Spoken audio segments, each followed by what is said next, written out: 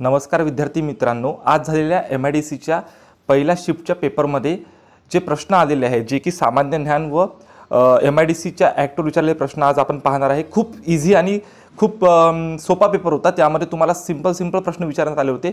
MIDCच्या ॲक्टवरचे प्रश्न थोडे लॉजिकल होते आणि कलमाचे प्रश्न थोडे जास्त डीपमध्ये विचारलेले होते। तर आपण कोणत्या प्रकारचे प्रश्न आलेले आहेत ते पाहणार आहे। तर हे जे प्रश्न मला मिळालेले आहे हे मुलांकडून आणि काही बाहेरून मिळालेले प्रश्न आहे आणि हेच प्रश्न येणाऱ्या शिफ्टमध्ये रिपीट होणार आहे। तर चला वेळ न घालवता आपण MIDC मध्ये विचारलेले सर्व प्रश्न बघणार आहे। त्यामध्ये पहिले आपण सामान्य ज्ञान या विषयावर आलेले पहिले प्रश्न बघणार आहे। तर लक्षात येते तुमच्या समोर सामान्य ज्ञानावर आलेले प्रश्न इथे दिसत आहे। सामान्य ज्ञानावर आलेले प्रश्न, तर पहिला प्रश्न बघा, किती सिंपल प्रश्न होते लक्षात येईल तुमच्या। फक्त MIDC ॲक्टचे आपण यानंतर समोर प्रश्न पाहणार आहे, ते एकदा व्यवस्थित समजून घ्या। तर बघा इथे लक्षात येईल तुमच्या, महाराष्ट्रामध्ये खालीलपैकी कुठले राज्यकर्ते होऊन गेले। तर हा हिस्ट्रीमधला प्रश्न होता जो की एन्शियंट आणि मिडल वर्ल्डला। तर सातवाहन, राष्ट्रकूट असे काही ऑप्शन होते त्यामध्ये। बघा प्रॉपर ऑप्शन आपण सांगू शकत नाही किंवा प्रश्न प्रॉपर जसेच्या तसे सांगू शकत नाही, पण मुलांनी सांगितलेल्या प्रश्नांवर किंवा आलेल्या प्रश्नांवर आपण हे प्रश्न तयार केलेले आहे।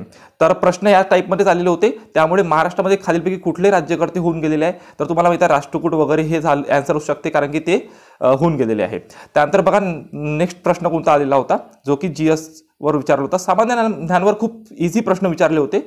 नेक्स्ट प्रश्न होता, शिक्षक दिन हा कोणत्या नावाने साजरा केला जातो। तर शिक्षक दिन सर्वांना माहिती आहे, डॉक्टर सर्वपल्ली राधाकृष्ण यांच्या नावाने, जे की भारताचे राष्ट्रपती सुद्धा होते, तर त्यांच्या नावाने साजरा केला जातो। लोकमान्य असे कोणाला म्हटले जात होते। लोकमान्य असे लोकमान्य टिळकांना म्हटले जात होते। हा पण खूप सिंपल प्रश्न आहे। मी तर म्हणेल की GS मध्ये तुम्हाला जर तुमचा बेसिकचा आणि चांगला अभ्यास असेल सर्वसाधारण, तर आउट ऑफ आउट म्हणजे 20 पैकी 20 तुम्हाला मार्क इथे मिळू शकतात। त्यानंतर बघा नेक्स्ट प्रश्न तुमच्या लक्षात येईल, महाराष्ट्राचे पहिले मुख्यमंत्री कोण होते। खूप सिंपल आणि साधा प्रश्न होता आणि इथे इयर पण दिलेलं होतं 1960-61 मध्ये। तर यशवंतराव चव्हाण होते। खूप इझी आणि सिंपल प्रश्न विचारण्यात आला होता। त्यानंतर खालीलपैकी कोणते महाराष्ट्रामध्ये धरण आहे। तर एक धरणावर पण प्रश्न बनलेला होता। तर ऑप्शन माहित नाही ॲक्च्युली काय होते काय नाही, तर धरणावर प्रश्न येऊ शकतो नेक्स्ट शिफ्टमध्ये। तर तुम्ही व्यवस्थित वाचून घ्या, चांगल्या प्रकारे महाराष्ट्राच्या संबंधित तुम्ही प्रश्नाचे चाळून घ्या, जे की तुमची रिव्हिजन असेल ते व्यवस्थित करायची आहे। नेक्स्ट बघा कुठला प्रश्न आहे, तर RBIचे गव्हर्नर कोण आहे असा प्रश्न आला होता। सध्याचे RBIचे गव्हर्नर, तर खूप सिंपल प्रश्न होता। तर जे सध्याचे गव्हर्नर असेल, सध्याचे वित्त मंत्रालयाचे अध्यक्ष असेल किंवा मग बाकी पण इतर ज्या संस्था आहे त्या संस्थेचे अध्यक्ष कोण आहे सध्याचे, हे तुम्हाला माहीत करणं इम्पॉर्टंट आहे। असे प्रश्न येणाऱ्या शिफ्टमध्ये याच रिलेटेड विचारले जाऊ शकतात। तर सर्वांनी हा टॉपिक व्यवस्थित करायचा आहे आणि चालू घडामोडी यावर असेच प्रश्न तुम्हाला विचारले आहे। तर 20-20 प्रश्नांचं हे सर्व सेक्शन होतं, तर त्यामधले मॅक्झिमम प्रश्न आपण घेतलेलेच आहे। त्यामध्ये बघा नेक्स्ट प्रश्न होता, PUC चा लॉंग फॉर्म काय होणार आहे। तर सिंपल होता, PUCचा जो लॉंग फॉर्म आहे पोल्युशन अंडर कंट्रोल, तर हा त्याचा लॉंग फॉर्म आहे। तर सिंपल प्रश्न आलेला होता, 4 ऑप्शन तुम्हाला मिळणार होते। तर खूप इझी GSचा खूप इझी पेपर होता। त्यानंतर नेक्स्ट बघा, अमेरिकेचे 49 राष्ट्रपती कोण आहे। तर तुम्हाला माहिती आहे आत्ताच अमेरिकेचे जे इलेक्शन झाले त्यामध्ये जो बायडन हे राष्ट्रपती झाले, ते 49 नंबरचे होते। असा प्रश्न सुद्धा परीक्षेमध्ये तुम्हाला पाहायला मिळाला होता। खूप सिंपल आहे बघा, आपल्याला 100 प्रश्न येणार आहे, 100 पैकी हे प्रश्न रॉंग व्हायलाच नको। आणि सोबत मॅथ आणि रिझनिंग याचे पण 20 प्रश्न खूप इझी होते आणि मराठी आणि इंग्लिशचे पण 20 प्रश्न खूप इझी होते। फक्त MIDC मध्ये काही जे कलम होते जे आपण समोर घेणारच आहे ते थोडेसे डीपमध्ये विचारण्यात आलेले होते। त्यानंतर नेक्स्ट बघा, सुधागड किल्ला हा कोणत्या राज्यात येतो असा पण प्रश्न होता। खाली ऑप्शन होते राज्यांचे, तर सुधागड किल्ला बघून घ्या तुम्ही कुठल्या राज्यात होता, कारण की शिफ्टनुसार प्रश्न आलेले आहे। तर हा पहिली शिफ्ट आहे, फर्स्ट शिफ्टचे मी तुमच्या समोर प्रश्न ठेवत आहे। खूप सिंपल आणि साधे प्रश्न होते GSचे। त्यानंतर नेक्स्ट बघून घेऊ, श्रीलंकेची करन्सी काय आहे असा प्रश्न होता।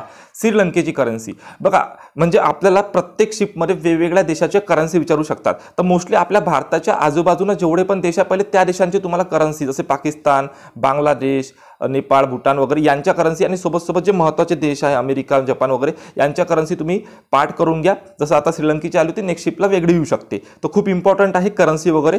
त्यानंतर बघा नेक्स्ट ऑलिम्पिकवरील प्रश्न आला होता। ऑलिम्पिकवर 1-2 प्रश्न तुम्हाला पाहायला मिळेल आणि या शिफ्टमध्ये पण एक प्रश्न ऑलिम्पिकवर होता। तर ऑलिम्पिकवर 100% प्रश्न तुम्हाला पाहायला मिळेल, जे की चालू घडामोडीचे प्रश्न राहणार आहे। तर सर्वांनी हा टॉपिक व्यवस्थित हँडल करा। खूप इझी 20 आउट ऑफ 20 मार्क तुम्हाला या GSच्या पेपरमध्ये, सामान्य ज्ञानच्या पेपरमध्ये मिळू शकतात. इव्हन मराठीमध्ये पण 20 मिळू शकतात, इंग्लिशमध्ये पण 20. इंग्लिशचे पण आयडम अँड फ्रेजेस आले होते, समानार्थी विरुद्धार्थी शब्द इंग्लिश आणि मराठीमध्ये बोथ आले होते. एक पॅसेज आला होता मराठीमध्ये मी तुम्हाला सांगतो, एक पॅसेज आला होता. पॅसेजवर 5 प्रश्न होते, खूप सिंपल प्रश्न होते. टाईम तुम्हाला आरामात मिळतो, 2 तासाचा पेपर असल्यामुळे खूप इझिली प्रश्न तुम्हाला पाहायला मिळतात. त्यानंतर आपण मेन टॉपिक येऊ.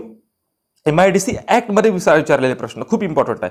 तर कुठले प्रश्न MIDC ॲक्टमध्ये विचारले ते आता पाहणार आहेत. चला तर मग वेळ न घालवता आपण पहिले तर MIDC ॲक्टवर असलेले प्रश्न बघून घेऊ. जर तुम्हाला हा व्हिडिओ जर आवडत असेल तर पहिले तर लाईक करा, सबस्क्राईब नसेल केलं चॅनलला तर सबस्क्राईब सुद्धा करून घ्या. चला बघा आता MIDCवर आलेले प्रश्न. तर MIDC कलम 36(1) अंतर्गत नुकसान भरपाई कोण देते असा प्रश्न आलेला होता. तर सबकलम होती 36(1). तर त्यामध्ये सबकलमावर खूप प्रश्न विचारलेले आहे, ज्याला पोट कलम म्हणतो आपण. तिथं राज्य शासन, महामंडळ, जिल्हा परिषद असं होते. तुम्ही आन्सर चेक करून पाहून घ्या कुठले असेल तर. थोडेसे डिटेल क्वेश्चन इथे MIDCच्या ॲक्टवर विचारण्यात आले होते. तर त्यानंतर नेक्स्ट जो प्रश्न होता तो बघा, MIDC वित्त हिशोब लेखा हे कोणत्या कलमांतर्गत येते असं विचारलं होतं. तर हा पण थोडासा डिटेल प्रश्न होता, कोणत्या कलमांतर्गत वित्त हिशोब लेखा असं विचारलं आहे. त्यानंतर प्रकरणावर प्रश्न होते, पहिलं प्रकरण, दुसरं प्रकरण, एकूण 7 प्रकरण आहे, त्यावर प्रश्न होते बघा. त्यानंतर काही डिटेल प्रश्न मी घेतलेले आहे ते आपण पाहणार आहे. नेक्स्ट प्रश्न होता MIDC ॲक्टनुसार कलम 32(2) मधील पोट कलम 3 मधील जमीन संपादन करण्याचा अधिकार. बघा, जमीन संपादन करण्याचा अधिकार खालीलपैकी कोणाला आहे. तर यामध्ये ऑप्शन पंचायत समिती, जिल्हा परिषद, ग्रामपंचायत. तर असे काही प्रश्न होते की जे ऑप्शन वगैरे त्याचे कोणाला अधिकार आहे तर ते दिले होते. तर तुम्ही ते एकदा चेक करून घ्या कोणाला पोटकलम आणि पोटकलम विचारलेले आहे. जेवढं डिटेल काही प्रश्न विचारले आहे की पोटकलमामध्ये म्हणजे सबकलम विचारलेले आहे. तर ॲन्सर परफेक्ट कुठलं आहे ते चेक करून तुम्हाला घ्यायचे आहे. मी फक्त तुम्हाला प्रश्न कसे आले होते ते सांगत आहे. MIDC ॲक्ट 1961 अंतर्गत कलम 43(3) जमिनीच्या विकासासाठी व्याजदर आकारणे हे कोणाचे काम आहे असं होते. यामध्ये पण ऑप्शन होते जे की वरते 2 हे ऑप्शन आहे, कलेक्टर, CO कोण व्याजदर आकारू शकतो. तर असे काही प्रश्न त्याचे खाली ऑप्शन होते. तर ते तुम्ही एकदा चेक करून घ्या 43(3) मध्ये काय सबकलम आहे. तर जो कोणी MIDCचा पेपर देत आहे त्यांनी MIDC ॲक्टला थोडं डिटेल रीड करा, कारण प्रश्नाची पातळी थोडी हाय आहे. GS, मराठी, इंग्लिश आणि थोडंफार मॅथ वगैरे हे खूप सोपी आहे. म्हणजे हे सेक्शन इझी आहे. फक्त सेक्शन जो आहे MIDCचा हा थोडा डिटेल दिलेला आहे. यामध्ये पण तुम्हाला 7-8 प्रश्नच डिटेल राहील, बाकी प्रश्न खूप इझी पाहायला मिळणार आहे. राज्य सरकारांच्या नेक्स्ट प्रश्न बघा, राज्य अधिकाऱ्यांची प्रत्युजन कोणत्या कलमांतर्गत करते. तर राज्य सरकार अधिकाऱ्यांची प्रत्युजन, तिथं कलम दिली होती 43-42, तर कुठल्या कलमांतर्गत प्रत्युजन करते ते पण विचारलं होतं. तर हा प्रश्न बघून घ्या आणि थोडा ॲक्टवरून तुमच्या लक्षात येतं की प्रश्न कसे येत आहे, प्रश्नाची कितीपर्यंत लेवल आहे, किती हाय कॅटेगरीचे प्रश्न याच्यात विचारलेले आहे किंवा लो विचारलेले आहे. तर थोडंसं MIDCचा ॲक्ट व्यवस्थित रीड करून जा, जेणेकरून तुम्हाला याचे मार्क मिळेल. नेक्स्ट बघा, MIDC ॲक्ट 24(1) सबकलम खूप विचारलेले आहे, नुसार कोणती तरतूद करू शकते. तर MIDC ॲक्ट 24(1) नुसार कोणती तरतूद करू शकते बघून घ्या. MIDC ॲक्ट 45(5) नुकसान भरपाई कोण देतो असं म्हणण्यात आलं आहे. तर 45(5) नुसार कोण नुकसान भरपाई देतो. तर खाली ऑप्शन राहणार होते राज्य शासन, कलेक्टर वगैरे, तर जिल्हा परिषद. तर ते बघून घ्या कोण देतो नुकसान भरपाई. त्यानंतर नेक्स्ट जो प्रश्न आहे तो आहे MIDCचाच आहे. MIDC ॲक्टनुसार खालीलपैकी कोणत्या बैठकीला सभापती अनुपस्थित राहू शकते. तर सभापतीवर प्रश्न आलेला आहे की तो कोणत्या बैठकीला अनुपस्थित राहू शकते. तर खाली त्याचे 4 वेगवेगळे ऑप्शन होते, त्यानुसार तो ऑप्शनवरून सिंपली तो सॉल्व्ह झाला असता प्रश्न. त्यानंतर नेक्स्ट प्रश्न जो आपल्यासमोर आहे तो लघु उद्योगासंबंधी आहे.